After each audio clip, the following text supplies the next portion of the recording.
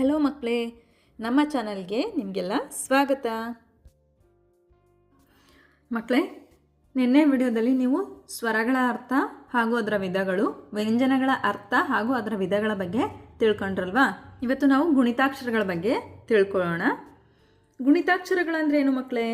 ವ್ಯಂಜನಗಳಿಗೆ ಸ್ವರ ಸೇರಿದರೆ ಅವು ಗುಣಿತಾಕ್ಷರ ಅಂತ ಅನ್ಸ್ಕೊತವೆ. ನೋಡಿ, ವ್ಯಂಜನಗಳಿಗೆ ಸ್ವರವನ್ನು ಸೇರಿಸಿದಾಗ ಗುಣಿತಾಕ್ಷರ ಆಗುತ್ತೆ ಮಕ್ಕಳೇ. ವ್ಯಂಜನಕ್ಕೆ ಸ್ವರವನ್ನು ಸೇರಿಸಿದಾಗ ಗುಣಿತಾಕ್ಷರ ಆಗುತ್ತೆ ಮಕ್ಕಳೇ. ಈ ಗುಣಿತಾಕ್ಷರದ ಚಿಹ್ನೆಗಳನ್ನು ಹಾಗೂ ಆ ಚಿಹ್ನೆಯ ಹೆಸರನ್ನು ನೋಡೋಣ.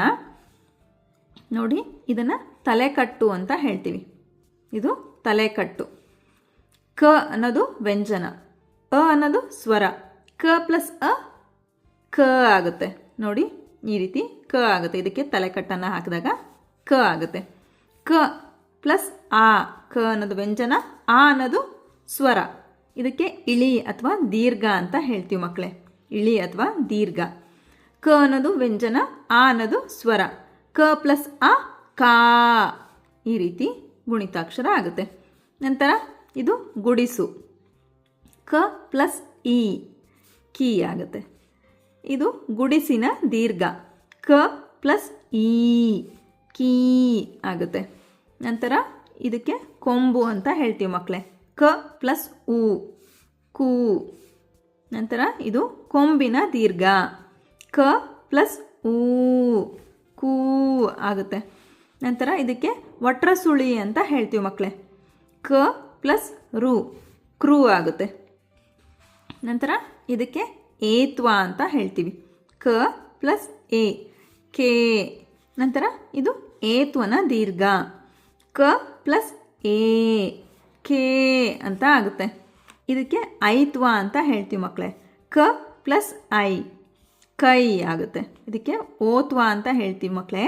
ಕ ಪ್ಲಸ್ ಓ, ಕೋ ಆಗುತ್ತೆ. ನಂತರ ಇದು ಓತ್ವನ ದೀರ್ಘ.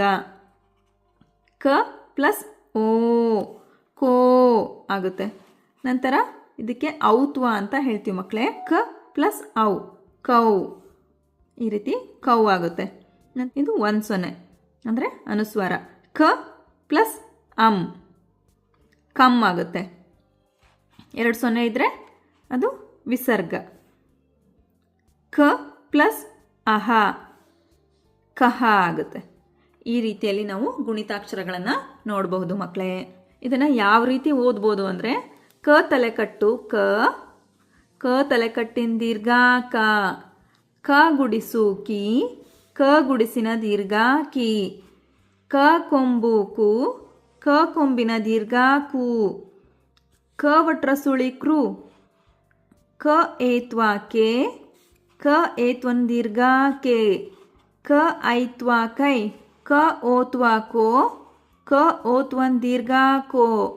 ಕ ಔತ್ವ ಕೌ, ಕ 1 ಸೊನ್ನೆ ಕಂ, ಕ 2 ಸೊನ್ನೆ ಕಹ. ಈ ರೀತಿ ಓದಬಹುದು ಮಕ್ಕಳೇ. ಅರ್ಥ ಆಯ್ತಲ್ವಾ ಮಕ್ಕಳೇ?